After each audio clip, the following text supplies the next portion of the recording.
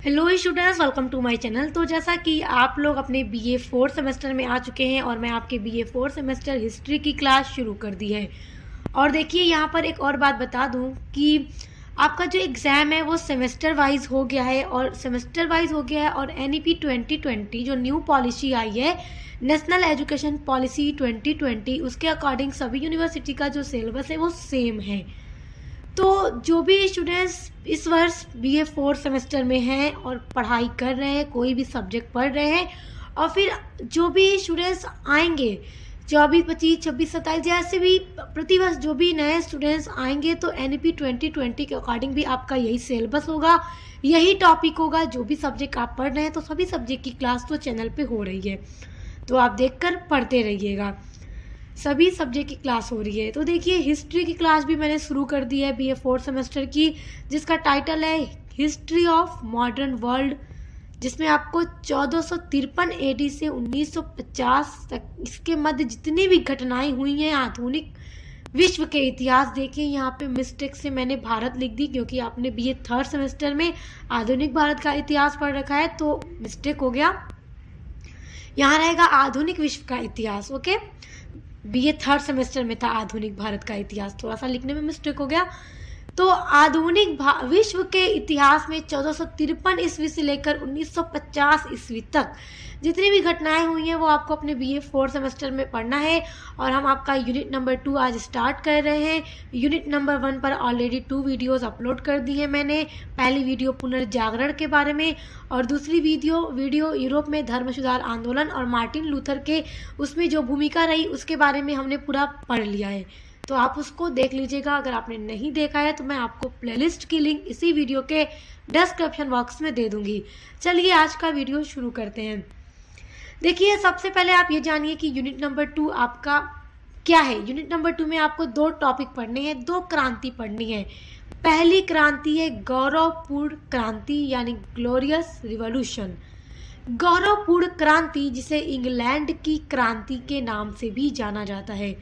ये क्रांति इंग्लैंड में हुई थी, तो इंग्लैंड की क्रांति पूछे या गौरवपूर्ण क्रांति पूछे एग्जाम में तो आपका मतलब क्वेश्चन का एक ही है, ये आपको पढ़ना है। और दूसरा आपको पढ़ना है 18वीं शताब्दी में औद्योगिक क्रांति। और 18वीं शताब्दी में इंग्लैंड में जो औद्योगिक क्रांति हुई यानी इंडस्ट्रियल रिवॉल्यूशन जो हुआ वो आपको पढ़ना है। तो औद्योगिक क्रांति भी सबसे पहले इंग्लैंड में ही हुई थी 18वीं शताब्दी में, और उससे पहले गौरवपूर्ण क्रांति इंग्लैंड में हुई थी। तो गौरवपूर्ण क्रांति जो थी विश्व के इतिहास में पहली राजनीतिक क्रांति थी जो इंग्लैंड में हुई थी। और देखिए आज की इस वीडियो में हम गौरवपूर्ण क्रांति यानी इंग्लैंड की क्रांति के बारे में पूरा स्टार्ट से लेकर एंड तक पूरा पढ़ेंगे। एक एक चीज को बहुत अच्छे से समझेंगे। ये क्रांति कैसी क्रांति थी, क्यों घटित हुई थी, क्या कारण थे, क्या परिणाम हुए, सारा कुछ हम इस वीडियो में पढ़ने वाले हैं। तो फिर इस गौरवपूर्ण क्रांति से आपके एग्जाम में कोई भी प्रश्न आएगा, चाहे ऑब्जेक्टिव्स आए या फिर सब्जेक्टिव हो, आपको कोई परेशानी नहीं होगी। और दूसरी वीडियो में हम यानी यूनिट 2 की दूसरी वीडियो में औद्योगिक क्रांति को पढ़ेंगे। तो 2 वीडियो में आपका यूनिट नंबर 2 पूरा कंप्लीट होगा। ये बात मैं इसलिए आपको बता देती हूँ ताकि आप बाद में ये ना सोचें कि औद्योगिक क्रांति हमें कहाँ मिलेगा, इस वीडियो में तो आपने सिर्फ ये पढ़ा दिया। तो आपको दूसरी वीडियो चेक करके पढ़ लेना रहेगा। प्लेलिस्ट ऑलरेडी बन गई है आपके हिस्ट्री 4th सेमेस्टर की। तो देखिए इंग्लैंड की जो क्रांति थी जो 1688 ईस्वी में घटित हुई थी, ये क्रांति न केवल इंग्लैंड के इतिहास की महत्वपूर्ण घटना थी बल्कि पूरे यूरोप के इतिहास में ये एक महत्वपूर्ण घटना थी। और इंग्लैंड की ये क्रांति विश्व के इतिहास में पहली राजनीतिक क्रांति थी। राजनीतिक क्रांति अभी आप जब आगे वीडियो में चीज़ों को पढ़ेंगे तो आप और अच्छे से समझ जाएंगे कि ये राजनीतिक क्रांति थी तो क्यों थी, किस तरह से थी, किस कारण से थी।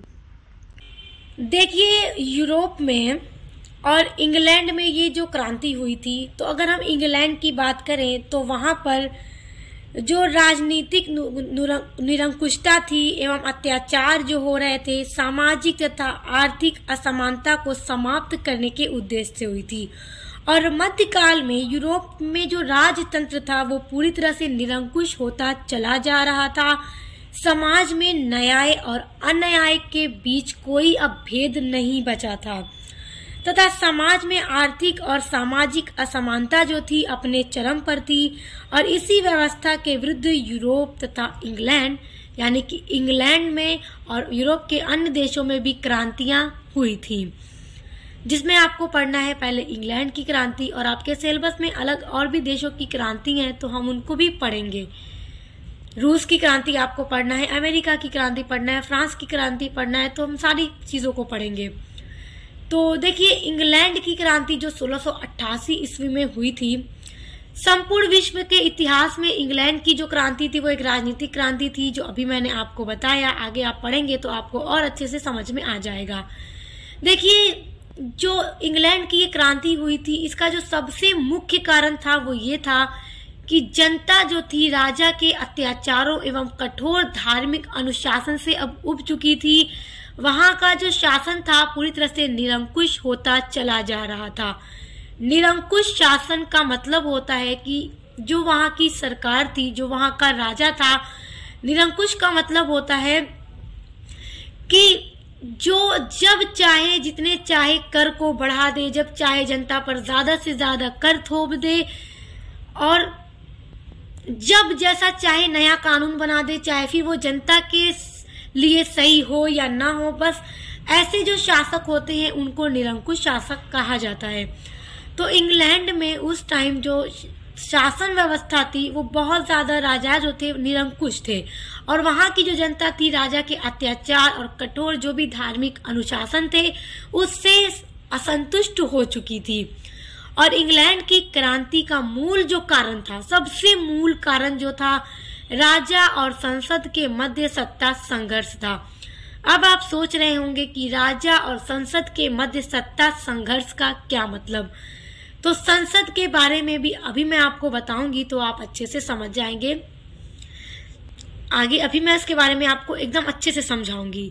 देखिए, 1688 ईस्वी में इंग्लैंड में एक ऐसी राजनीतिक क्रांति हुई जिसमें हिंसा, रक्तपात, लूट आदि का कोई स्थान नहीं था। देखिए, इंग्लैंड की क्रांति का मुख्य कारण राजा और संसद के मध्य सत्ता संघर्ष था। ये याद रखिएगा, आगे अभी समझा दूंगी। सबसे पहले ये समझिए कि जब भी क्रांति का नाम आता है तो आपके सामने आपको ऐसा दृश्य दिखता होगा जैसे युद्ध भूमि में सेनाएं लड़ रही हों, जबकि क्रांति का मतलब ये नहीं होता। अगर मैं आपको क्रांति का एकदम मूल अर्थ बताऊं कि क्रांति का मतलब क्या होता है, तो क्रांति का मतलब होता है कि प्राचीन समय से आ रही जो प्राचीन व्यवस्थाएं हैं उनमें से आकर अचानक परिवर्तन हो जाना क्रांति कहलाती है। जैसे आपने यूनिट नंबर 1 में पुनर्जागरण के बारे में पढ़ा तो आपने क्या देखा कि यूरोप में जो भी लोग थे वो पुरानी मान्यताओं को, पुराने विचारों को छोड़कर पुनर्जागरण हो चुके थे, यानी अचानक से परिवर्तन आ गया था। वो भी मान लीजिए क्रांति ही उसको आप कह सकते हैं। यानी कि सदियों से चली आ रही विचारों, व्यवस्था और परंपराओं में अचानक परिवर्तन हो जाना क्रांति कहलाती है। फिर चाहे वो परिवर्तन राजनीतिक स्तर पर हो, सामाजिक स्तर पर हो या आर्थिक स्तर पर हो, वो क्रांति कहलाती है। तो इंग्लैंड की ये जो क्रांति हुई थी, गौरवपूर्ण जो क्रांति हुई थी, वो एक ऐसी क्रांति थी जिसमें हिंसा, रक्तपात या लूट आदि का कोई स्थान नहीं था। रक्तपात का मतलब जिसमें खून का एक कतरा भी नहीं बहा था, बिना खून बहाए ये क्रांति हो गई थी, और जो उद्देश्य था वहां की जनता का और संसद का वो पूरा हो गया था। इसी कारण इंग्लैंड की क्रांति के अन्य नाम भी हैं। इस क्रांति को और भी नामों से जाना जाता है। सबसे पहला नाम तो रक्तहीन क्रांति, क्योंकि इसमें युद्ध नहीं हुआ था, लूटपाट नहीं हुआ था, हिंसा नहीं था, रक्त बिना खून की बूंद बहाए, बिना युद्ध भूमि में आए, बिना जंग किए ही ये क्रांति हुई थी, और उद्देश्य को जनता पा चुकी थी जो जनता का उद्देश्य था। तो इसलिए इसको रक्तहीन क्रांति भी कहा जाता है, यानी बिना खून बहाए क्रांति हो जाना। इस क्रांति को शानदार क्रांति भी कहा जाता है, महान क्रांति के नाम से भी जाना जाता है, गौरवपूर्ण क्रांति भी कहा जाता है और श्वेत क्रांति भी कहा जाता है। तो इंग्लैंड की क्रांति के ये अन्य सभी नाम हैं, आप याद रखिएगा। एग्जाम में किसी भी नाम को देकर आपका प्रश्न पूछ सकता है, तो इसलिए याद रखिएगा। और फिर इस क्रांति के होने के बाद इंग्लैंड में जो वास्तविक राजनीतिक शक्ति थी वो संसद को प्राप्त हो गई थी और वहां का जो राजा था अब औपचारिक शासक मात्र रह गया था। तो याद रखिएगा, अब आप सोच रहे होंगे कि राजा और संसद के मध्य क्या संघर्ष था, सत्ता का संघर्ष था जिसमें संसद की जीत होती है।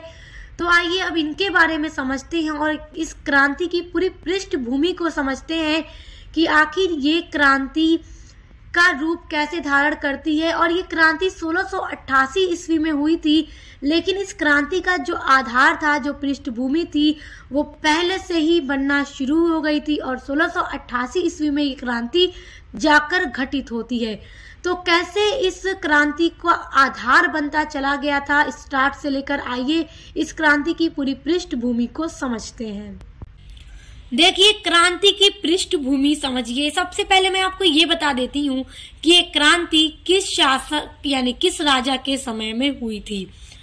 देखिए, गौरवपूर्ण क्रांति यानी इंग्लैंड की यह क्रांति, उस समय इंग्लैंड में स्टुअर्ट वंश का शासन चल रहा था और स्टुअर्ट वंश का एक शासक था जिसका नाम था जेम्स द्वितीय।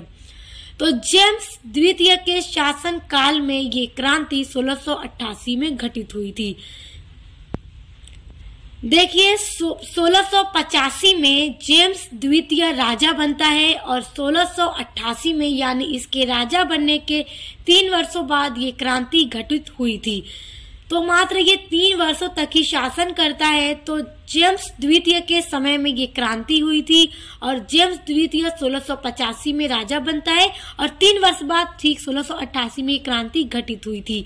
देखिए, क्रांति घटित हुई 1688 में, मगर इसका जो आधार था वो 1603 ईस्वी से ही बनने शुरू हो गया था।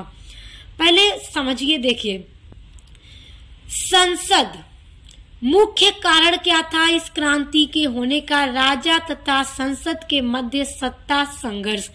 देखिए, स्टुअर्ट वंश के शासन के पहले, स्टुअर्ट वंश के शासन से पहले एक और शासन इंग्लैंड में चल रहा था। उस वंश का राजा था हेनरी प्रथम। ये बात 11वीं शताब्दी के समय की है। 11वीं शताब्दी के राजा थे इंग्लैंड के जिनका नाम था हेनरी प्रथम। तो हेनरी प्रथम ने अपने राजनीतिक कार्यों को करने के लिए एक संसद की स्थापना की थी।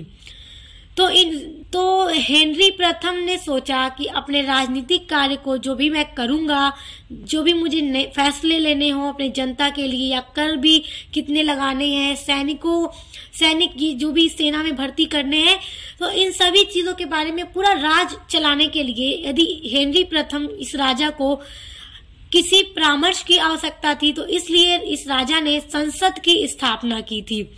शासन कार्यों में सलाह लेने के लिए इस राजा ने संसद की स्थापना की थी, जिसे परिषद के नाम से जाना जाने लगा और फिर बाद में इसी परिषद को क्यूरिया रेजिस के नाम से जाना जाने लगा था, जिसको राजा का परिषद भी कहा जाता था।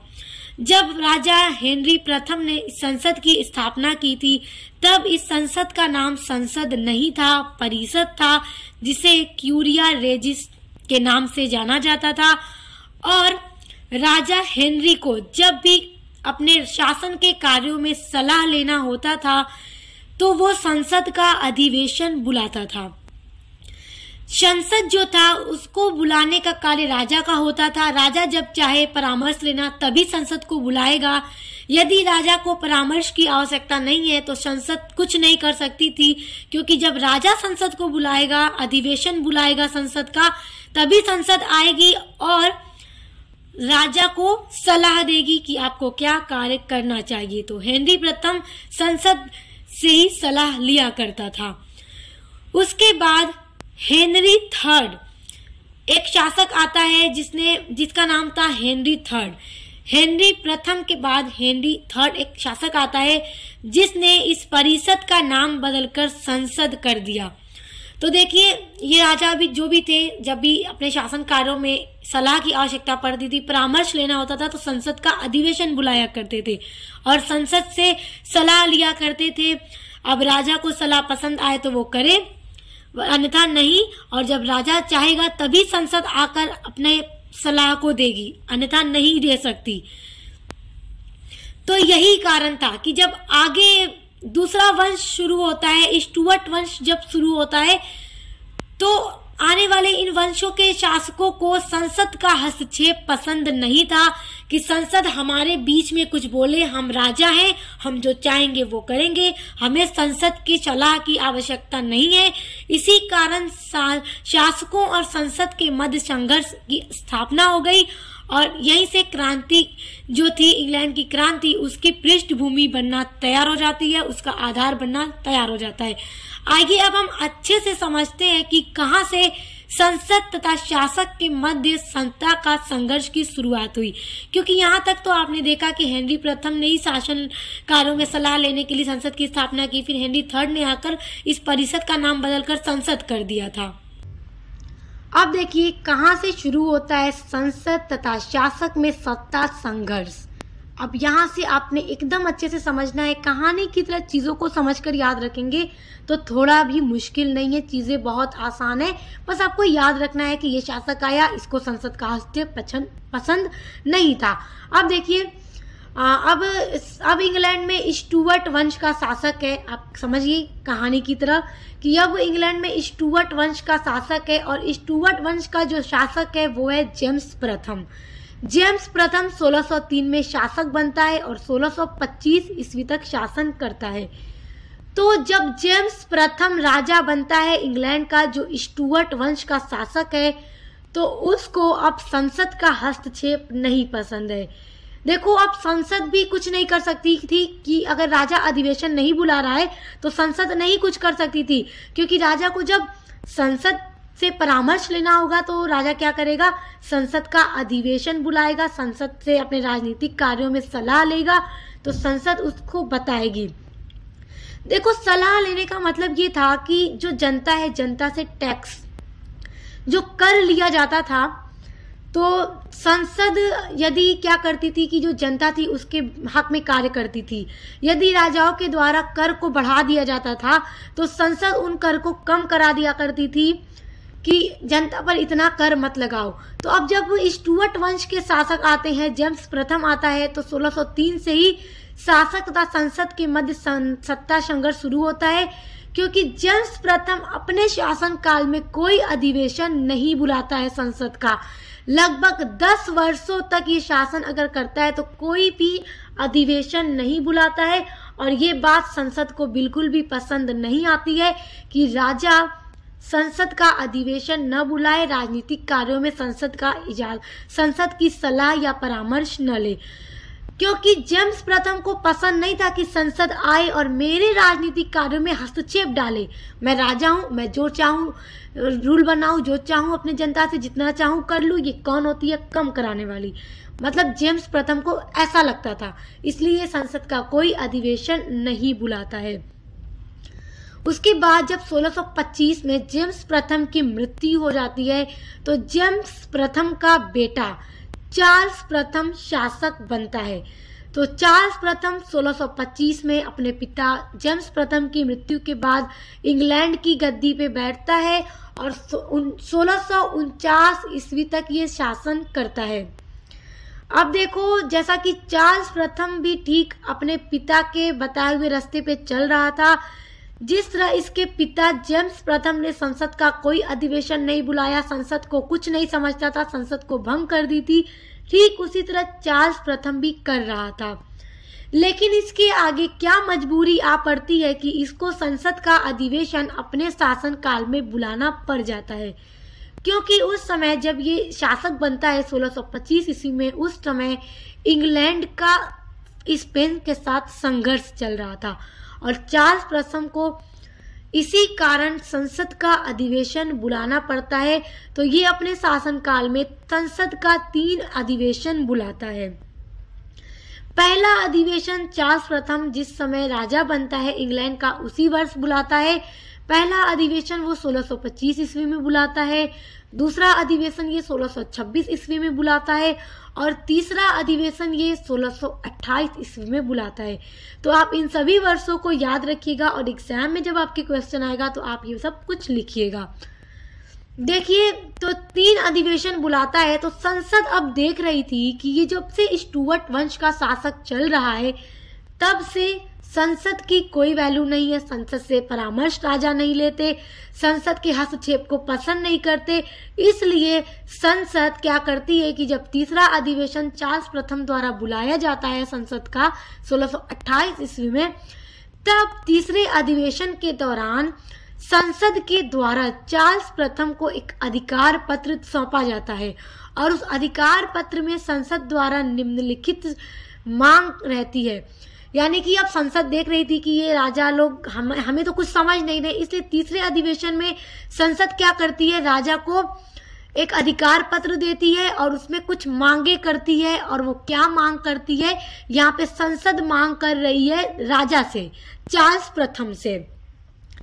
पहली मांग तो ये करती है कि संसद की स्वीकृति के बिना जनता पर कर नहीं लगाया जाएगा, क्योंकि ये जो राजा थे जनता पर अधिक से अधिक कर लगाकर अधिक से अधिक कर लेते थे और इनकी महत्वाकांक्षाएं इतनी बढ़ती जा रही थी। अब देखिए, कर अगर मिल रहा है 20 रुपया भी, तो अब ये राजा चाहेगा कि संसद से अगर परामर्श लूंगा तो संसद हस्तक्षेप करेगी और जनता से कर बढ़ाने नहीं देगी।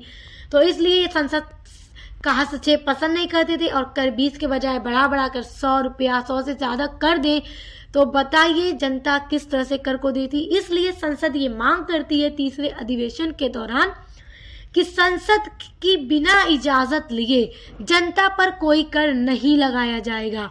और दूसरी मांग संसद ये रखती है राजा के आगे कि जब तक न्यायालय के द्वारा किसी व्यक्ति को अपराधी घोषित न कर दिया जाए तब तक उसको कोई दंड नहीं दिया जाएगा और उसे जेल में बंद नहीं किया जाएगा, क्योंकि निर्दोषों को भी सजा दे दी जाती थी।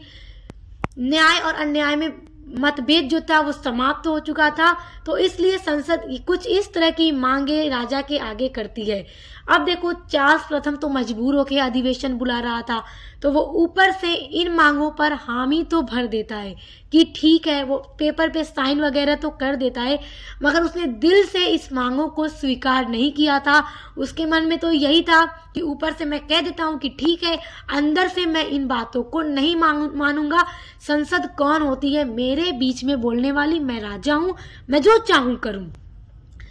तो इसलिए क्या होता है कि यही सारी जो कारण थे, सत्ता संघर्ष स्थापित होते हैं, मतलब संसद तथा शासक के बीच में सत्ता का संघर्ष बढ़ता चला जाता है और धीरे धीरे जो चार्ल्स प्रथम था वो निरंकुश शासक होता चला जा रहा था और इसी कारण गृह युद्ध का प्रारंभ हो गया। गृह युद्ध का मतलब कि अपने देश के अंदर आपस में युद्ध का मतलब गृह भूमि में आकर सेना के द्वारा लड़ा गया युद्ध नहीं, आपस में। अब जो जनता थी वो संसद के साथ थी, जो भी लोग संसद की तरफ से थे उन्होंने मिलकर युद्ध शुरू किया आपस में। और इसमें क्या होता है कि चार्ल्स प्रथम हार जाता है। चार्ल्स प्रथम हार जाता है और संसद की जीत हो जाती है। जो भी जनता थी संसद के साथ थी, सब मिलकर आवाज उठाते हैं और संसद की जीत होती है और आखिरकार चार्ल्स प्रथम की हार हो जाती है। और फिर 30 जनवरी 1649 ईस्वी में चार्ल्स प्रथम को फांसी की सजा दे दी जाती है और यहाँ से चार्ल्स प्रथम की मृत्यु हो जाती है। तो 1625 से लेकर 1649 ईस्वी तक चार्ल्स प्रथम इंग्लैंड में शासन करता है और वो इतना निरंकुश होता चला गया कि आखिरकार उसको फांसी की सजा भी दे दी गई और संसद की जीत हो जाती है। डेट आपको याद रखना है, 30 जनवरी 1649 ईस्वी में चार्ल्स प्रथम को फांसी की सजा दी गई थी। अब देखो, अब जब वहां के राजा की ही मृत्यु हो गई, उसको सजा दे दी गई फांसी की, तो इंग्लैंड में राजा की गद्दी खाली होने के कारण, क्योंकि अब वहां पे राजा नहीं था, तो इंग्लैंड में राजा की गद्दी खाली होने के कारण इंग्लैंड में संसद का शासन रहा 1649 ईस्वी से लेकर 1653 ईस्वी तक। 1649 से लेकर 1653 ईस्वी तक संसद द्वारा इंग्लैंड पर शासन किया जाता है। फिर बाद में देखिए क्या होता है, क्रॉमवेल नाम का एक सैनिक था जिसने संसद को हटा दिया शासन के पद से और 1653 ईस्वी में वो खुद को शासक बनाता है और इंग्लैंड की गद्दी पर बैठ जाता है और फिर वो इंग्लैंड में सैनिक राज शासन की शुरुआत करता है। अभी तक देखिए ये जितने भी वंश चले आ रहे थे इंग्लैंड में वो सभी राजतंत्र चला आ रहा था, लेकिन क्रॉमवेल जब शासन बनता है 1653 ईस्वी में तो वो वहीं से राजतंत्र का अंत हो जाता है और सैनिक शासन की शुरुआत हो जाती है। और देखिए धीरे धीरे क्रॉमवेल जो था वो भी एक निरंकुश शासक बनता चला गया और ये भी एक निरंकुश राजा बन गया। और धीरे धीरे जैसे जैसे ये निरंकुश होता गया और उसमें सैनिक तानाशाही की प्रवृत्ति पैदा हो गई। अब जनता इसके कठोर धार्मिक अनुशासन को बर्दाश्त नहीं करना चाहती थी। क्रॉमवेल के शासन से जनता अब उब चुकी थी, तो अब फिर से यहाँ पर जरूरत आ पड़ी थी राजतंत्र शासन की, क्योंकि क्रॉमवेल ने सैनिक शासन की स्थापना की थी और इससे पहले जो राजतंत्र खत्म हो गया था तो फिर से जरूरत आ पड़ती है कि इंग्लैंड में फिर से राजतंत्र की स्थापना कर दी जाए। तो क्रॉमवेल के बाद देखिए इंग्लैंड में पुनः यानी दोबारा से राजतंत्र प्रणाली को लेकर आया जाता है। अब देखिए इंग्लैंड में फिर से जरूरत आ पड़ी थी राजतंत्र शासन की, तो इसलिए 1660 ईस्वी में इंग्लैंड में पुनः यानी दोबारा से राजतंत्र शासन की स्थापना कर दी जाती है और चार्ल्स द्वितीय को राजा बनाया जाता है।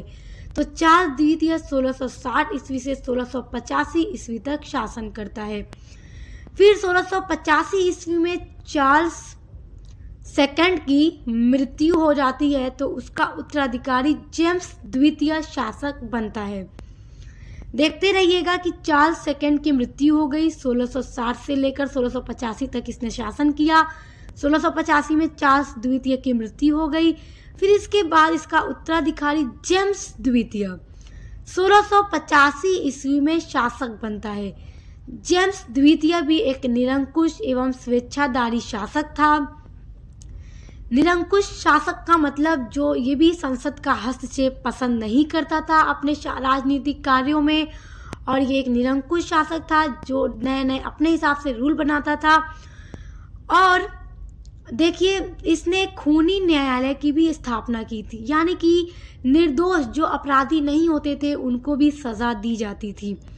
क्योंकि देखिए जो जेम्स द्वितीय था वो कैथोलिक धर्म को मानता था। यहाँ से आप बड़े ध्यान से सुनिएगा, क्योंकि देखिए इसी जेम्स द्वितीय के ही शासन काल में इंग्लैंड की क्रांति हुई थी, तो इसलिए एकदम ध्यान से आप समझते रहिएगा। और उम्मीद करती हूँ कि अभी तक जितना कुछ मैंने आपको बताया आप अच्छे से समझ गए होंगे। देखिए जो कि ये जेम्स द्वितीय जो था वो कैथोलिक धर्म को मानता था और प्रोटेस्टेंट धर्म का घोर विरोधी था। जेम्स द्वितीय प्रोटेस्टेंट धर्म को नहीं मानता था, इसका विरोध करता था, ये सिर्फ कैथोलिक धर्म को मानता था।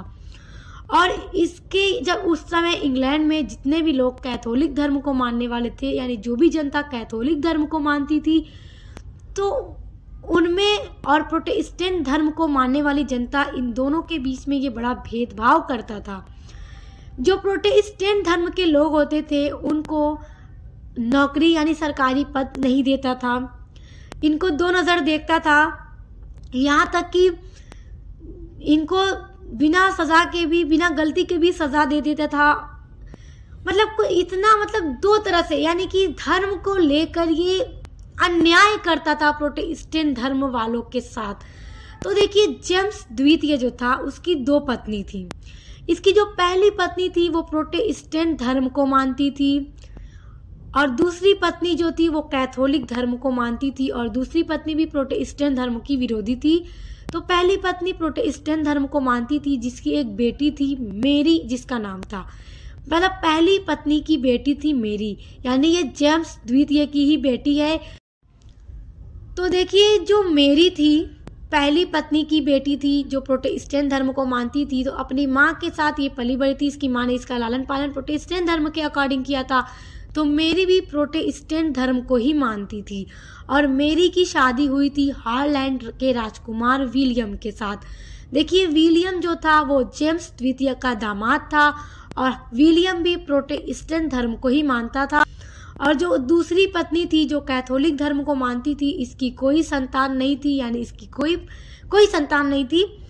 तो जो जनता थी इंग्लैंड की वो ये सोचती थी कि चलो आज जेम्स द्वितीय हमारे साथ अन्याय कर रहा है, क्योंकि हम प्रोटेस्टेंट धर्म को मानने वाले हैं तो ये हमें दो नज़र देखता है, कैथोलिक धर्म को ज़्यादा इज्जत देता है, सम्मान करता है, और प्रोटेस्टेंट धर्म वालों के साथ बड़ा अन्याय करता है। तो इंग्लैंड की जनता फिर भी ये सोच लेती थी कि चलो जब तक कुछ सालों तक ही ये हमारे ऊपर अत्याचार करेगा, असमानता हमें हमारे बीच दिखाएगा। लेकिन चूंकि इसका कोई बेटा नहीं है जेम्स द्वितीय का, तो इसकी मृत्यु के बाद इसकी बेटी मेरी और इसका दामाद विलियम ही इंग्लैंड की गद्दी पर बैठेंगे और ये प्रोटेस्टेंट धर्म को मानने वाले हैं, तो हमारे साथ फिर अन्याय नहीं होगा जिस तरह जेम्स द्वितीय करता है। तो इसलिए इंग्लैंड की जनता को इस बात की खुशी थी कि चलो जितने साल ये चाहे हमारे साथ अत्याचार करे, असमानता की नज़र से हमें देखे, हमारे साथ गलत व्यवहार करे, बिना गलती के भी सज़ा दे, तो बस ये सोचकर कि मेरी और विलियम जब इंग्लैंड की गद्दी पर बैठेंगे तो हमें अच्छा हो जाएगा। बल्कि हो क्या जाता है, देखिए क्या होता है कि 1688 ईस्वी में जाकर कैथोलिक धर्म को मानने वाली जो दूसरी पत्नी थी, इसको एक बेटा हो जाता है। अब जब इसके पुत्र का जन्म होता है, यानी जेम्स द्वितीय का पुत्र हो जाता है, जो कैथोलिक धर्म को मानने वाली दूसरी पत्नी थी, इसको एक बेटा हो जाता है 1688 ईस्वी में। तो अब इंग्लैंड की जनता जो प्रोटेस्टेंट धर्म को मानती थी वो परेशान हो जाती है, डर जाती है, क्योंकि अभी तक उनको लगता था कि मेरी और विलियम जब इंग्लैंड की गद्दी पर बैठेंगे तो हमारे साथ अन्याय नहीं होगा, क्योंकि ये लोग प्रोटेस्टेंट धर्म को मानते हैं। चूंकि अब इसको पुत्र हो गया है तो जेम्स द्वितीय की मृत्यु के बाद यही इंग्लैंड की गद्दी पर बैठेगा, और इसकी माँ कैथोलिक धर्म की फॉलोवर है तो ये भी कैथोलिक धर्म को मानेगा, और हम प्रोटेस्टेंट धर्म वालों के साथ ये भी अपने पिता की तरह अन्याय करेगा। तो इसलिए इंग्लैंड की जनता डर जाती है। लेकिन देखिए होता क्या है, होता यूं है कि कुछ जो पादरी दल थे प्रोटेस्टेंट धर्म को मानने वाले, वो ये सोचते हैं कि हमें मेरी और विलियम को इंग्लैंड बुलाना चाहिए। तो मेरी और विलियम इनके आमंत्रण को, जो पादरी दल था जो इनविटेशन भेजते हैं मेरी और विलियम को, उनको एक्सेप्ट कर लेते हैं, स्वीकार कर लेते हैं, और मेरी और विलियम इंग्लैंड की तरफ रवाना हो जाते हैं। विलियम अपनी पूरी सैनिकों को लेकर इंग्लैंड की तरफ रवाना हो जाता है। और जब 1688 ईस्वी में विलियम एवं मैरी इंग्लैंड पहुंचे तो जेम्स सेकेंड जो था, यानी जो मेरी का पिता था, वो देश छोड़कर भाग गया। अब जेम्स द्वितीय देश छोड़कर क्यों भाग गया, अब देखिए, क्योंकि जेम्स द्वितीय को ये लगने लगा कि मेरी जनता ही मेरे साथ नहीं है। और जब जेम्स द्वितीय को ऐसा लगा कि इसके जो सैनिक थे अभी तक इसके थे, वो भी विलियम की साइड अब जा चुके थे, तो अब जेम्स द्वितीय को ऐसा लगा कि अब ये बुरी तरह से फंस चुका है और ये पूरी तरह से हार चुका है। तो इसलिए ये अपनी जान बचाकर अपना देश इंग्लैंड छोड़कर भाग जाता है। अब देखिए अपने ही गलत कामों के कारण इसे खुद अपने आप को बचाकर अपना देश छोड़कर भागना पड़ा, और इस प्रकार संसद की विजय हो जाती है। और इसी प्रकार 1688 ईस्वी में बिना एक बूंद रक्त बहाए इंग्लैंड की गौरवपूर्ण क्रांति संपन्न हो गई।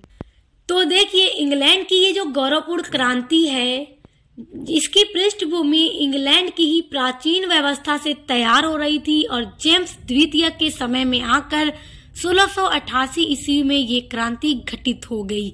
अब देखिए जब जेम्स द्वितीय अपना देश छोड़कर भाग गया और संसद की विजय हो गई, तो 1688 ईस्वी में बिना एक खून बहाए, एक बूंद भी खून किसी का नहीं गिरा, बिना युद्ध किए गौरवपूर्ण क्रांति संपन्न हो गई। अब आप देखिए गौरवपूर्ण क्रांति संपन्न होने का मतलब कि एकदम 1603 ईस्वी से ये संसद और शासक के मध्य सत्ता का संघर्ष शुरू हुआ था, और धीरे धीरे जितने भी इसमें शासक आए सब निरंकुश आए, और फिर खुद जेम्स द्वितीय को अपने आप को बचाकर देश छोड़कर भागना पड़ा, और 1688 ईस्वी में क्रांति संपन्न हुई। क्रांति का मतलब यानी कि प्राचीन समय से चली आ रही जो व्यवस्था थी उसमें परिवर्तन हो जाना एकदम अचानक से। तो अब देखिए जब इंग्लैंड छोड़कर जेम्स द्वितीय भाग गया तो उसके दामाद विलियम एवं मेरी इंग्लैंड की गद्दी पर आसीन हुए। ये इंग्लैंड के शासक बने, इंग्लैंड की गद्दी पर बैठे। स्टूडेंट्स, आई होप आप बहुत अच्छे से चीजों को समझ गए होंगे कि इंग्लैंड की क्रांति किस तरह से प्राचीन समय से, देखिए 1603 ईस्वी से इंग्लैंड की जो शासक थे और संसद था, इनमें संघर्ष शुरू हुआ था और 1688 ईस्वी में क्रांति घटित हुई और अचानक सब कुछ बदल गया। जो प्राचीन निरंकुश शासक आ रहे थे अब वो भाग गया और उसके बाद विलियम और मेरी इंग्लैंड की गद्दी पर बैठे और ठीक क्रांति के एक वर्ष के बाद यानी 1689 ईस्वी में अधिकार घोषणा पत्र यानी बिल ऑफ राइट को पास किया गया, जिसमें निम्नलिखित बातें लिखी गई थी। पहली बात ये थी कि राजा जो है संसद की अनुमति के बिना कोई नियम न लागू कर सकता है और न ही हटा सकता है, क्योंकि अभी तक देखिए जितने भी शासक आ रहे थे इंग्लैंड के, वो संसद को कुछ नहीं समझते थे, संसद का हस्तक्षेप पसंद नहीं करते थे, खुद ही से नियम बनाते थे, नियम को लागू करते थे और जब मन चाहे कोई भी नियम को हटा देते थे। लेकिन जब विलियम और मेरी शासक बने तो उसके बाद बिल ऑफ राइट को पास किया गया 1689 ईस्वी में, जिसमें ये बात लिखी गई कि जो इंग्लैंड का राजा है वो संसद की अनुमति लिए बगैर, संसद की अनुमति के बिना न कोई नियम लागू कर सकता है और न ही कोई नियम को हटा सकता है। अगर वो बनाना चाहता है, लागू करना चाहता है या हटाना चाहता है तो उसे संसद की अनुमति जरूर लेनी होगी। दूसरी बात उसमें जो लिखी गई थी कि संसद की अनुमति के बिना कोई नया कर जनता पर नहीं लगाया जाएगा। जिस तरह ये सारे शासक अभी तक इंग्लैंड के बिना संसद की अनुमति से कर लगाए जा रहे थे, जनता पे ज्यादा से ज्यादा कर थोपे जा रहे थे, तो अब ये लिखा गया बिल ऑफ राइट में कि संसद की इजाजत के बगैर कोई नया कर जनता पर नहीं लगाया जाएगा। और देखिए तीसरी जो बात लिखी गई थी बिल ऑफ राइट में वो ये थी कि वर्ष में कम से कम एक बार संसद का अधिवेशन बुलाना अनिवार्य होगा, यानी राजा को कम से कम वर्ष में एक बार संसद का अधिवेशन बुलाना है और एक वर्ष में अधिक से अधिक कितनी बार भी हो सकता है, लेकिन कम से कम एक बार संसद का अधिवेशन बुलाना एकदम अनिवार्य कर दिया गया। देखिए और जो चौथी बात लिखी गई बिल ऑफ राइट में वो ये थी कि वित्त तथा सेना पर संसद का अधिकार हो गया। देखिए जैसा कि संसद को तो एकदम ये सारे शासकों ने एकदम भंग कर दिया था, संसद को कुछ समझ ही नहीं रहे थे, उसका हस्तक्षेप नहीं पसंद करते थे, लेकिन इस बिल ऑफ राइट में ये अधिकार संसद को मिला कि वित्त और सेना यानी कि कितने सैनिक सेना में भर्ती करने हैं, कब करने हैं, कैसे, सारी चीजों का अधिकार अब संसद का हो चुका था। तो याद रखिएगा, बहुत इंपॉर्टेंट है बिल ऑफ राइट, एकदम अच्छे से याद रखिएगा और उम्मीद करती हूँ आप समझ गए होंगे। अच्छा आप देखिए गौरवपूर्ण क्रांति या इंग्लैंड की क्रांति होने के बाद उसके क्या परिणाम आए, क्या परिणाम हुआ। तो पहला परिणाम कि राजा की शक्ति में कमी आ गई। ये सारे जो शासक थे देखिए कितनी ज्यादा शक्ति बढ़ी थी उनकी, संसद को कुछ नहीं समझते थे, तो राजा की शक्ति में कमी आ गई, क्योंकि राजा को कुछ भी करने से पहले संसद की अनुमति लेनी होगी। दूसरा क्या परिणाम निकला कि सेना पर संसद का अधिकार हो गया, सब कुछ पर संसद का अधिकार हो गया। तीसरा धार्मिक सहिष्णुता कानून पास किया गया, यानी कि कैथोलिक धर्म तथा प्रोटेस्टेंट धर्म का भेदभाव समाप्त कर दिया गया, सबको एक बराबर देखा जाने लगा। और चौथा संवैधानिक राजतंत्र की स्थापना हो गई और जो शक्ति थी वो पूरी तरह से अब संसद में निहित थी और राजा कोई भी कार्य करने से पहले संसद की सलाह जरूर लेगा। तो आई होप आप बहुत अच्छे से इसको समझ गए होंगे। तो स्टूडेंट्स आई होप आप इंग्लैंड की इस गौरवपूर्ण क्रांति या रक्तहीन क्रांति को बहुत अच्छे से समझ गए होंगे।